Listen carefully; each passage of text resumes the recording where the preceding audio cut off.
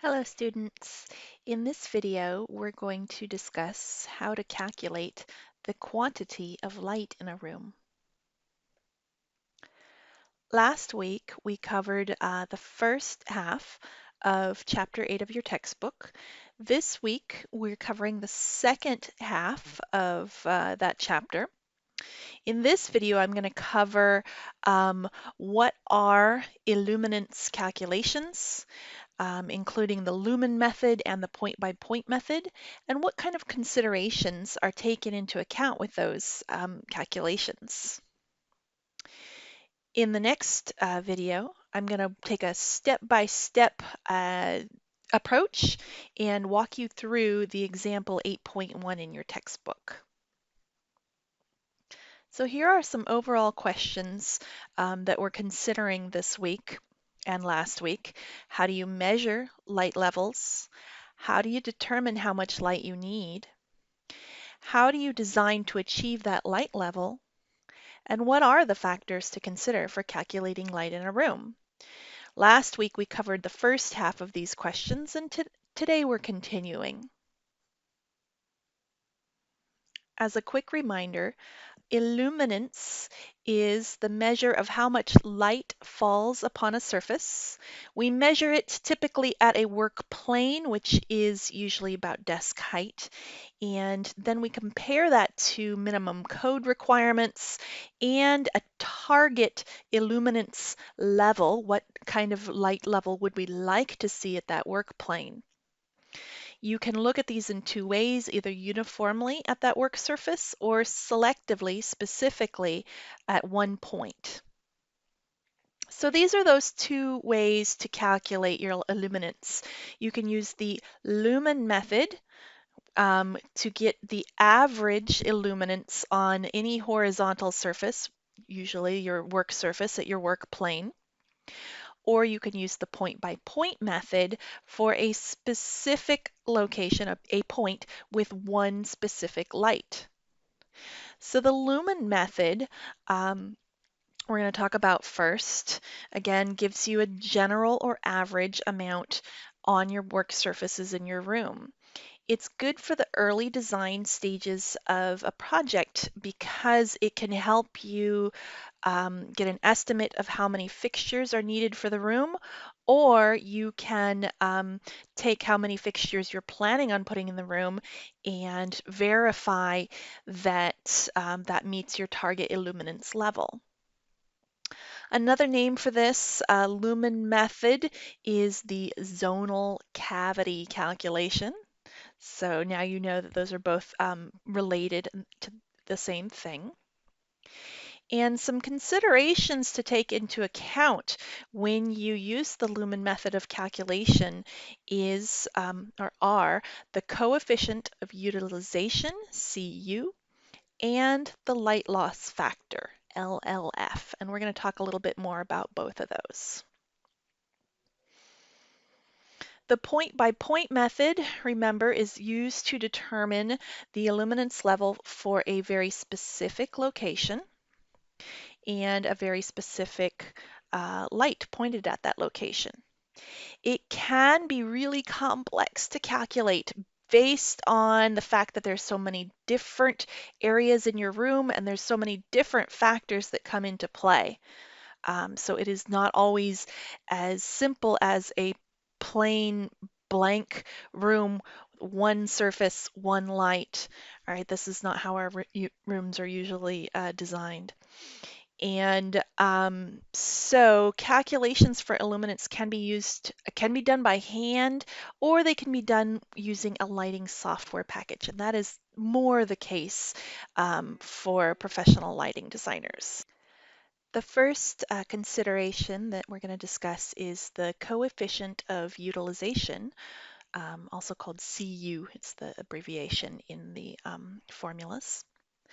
So when you think about it, you realize that not all of the lumens produced by a lamp will make it to the work surface. And so the CU is a multiplier, it's a factor, used to account for the efficiency of a specific setup of lamp luminaire, and location.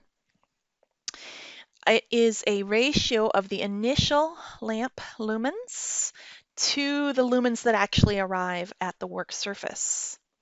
And it depends on the specifics of the space where the luminaire is with respect to the work surface, specific lamp, and specific luminaire. The coefficient of utilization is available from the luminaire manufacturer. So here's an example on your screen.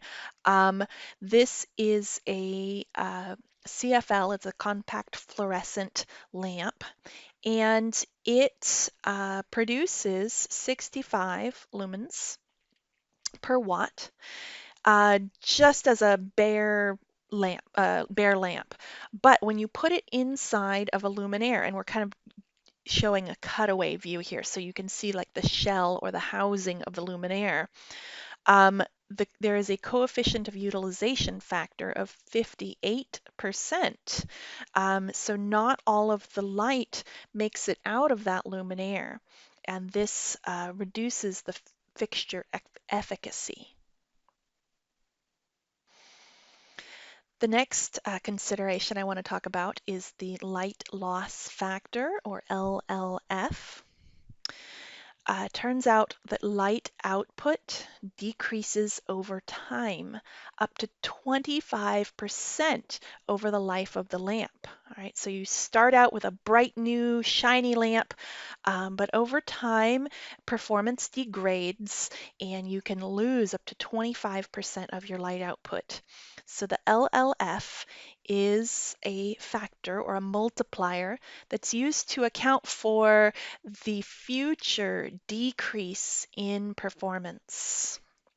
There's a lot of different things that go into the possible loss of light, but two of them that we want to take into account that we want to talk about today are lamp lumen depreciation, and that's loss of lumens due to the design of the lamp itself.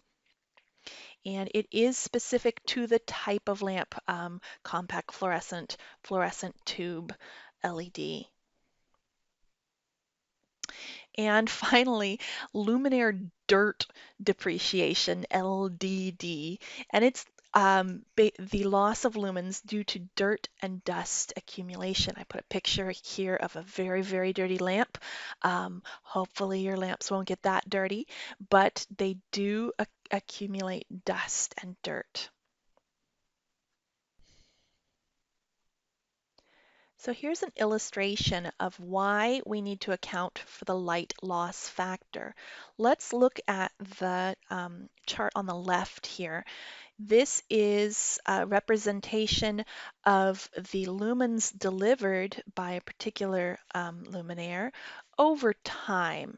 Okay, so when we start out here on the left-hand side, this luminaire delivers a certain amount of light, but over time, that performance degrades, and at the end of life, it is quite low.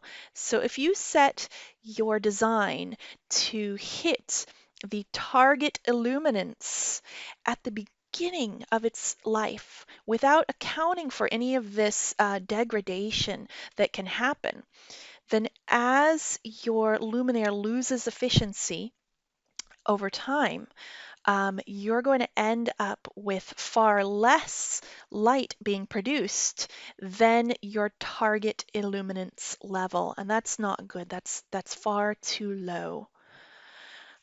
So the other thing that you can do on the right-hand side is to use the light loss factor in your calculations to set your target illuminance lower, or actually provide more light than your target illuminance at the beginning of the lifespan, so that at the end of life you still have and still meet that target illuminance level. Now there's a problem with this. By providing more light in the beginning of a luminaire's lifespan, you end up with, and this illustration says, glare, overlighting, extra energy use, and an increase in systems costs. So it's important to take that into account and possibly set some dimming levels, or there are different ways to use your controls to bring the light level down in the beginning of the lifespan of your luminaire.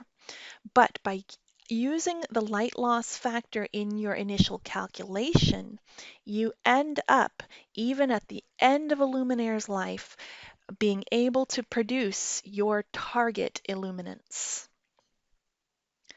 So the coefficient of utilization and the light loss factor were considerations that you need to use when using the lumen method or the zonal cavity method of calculation.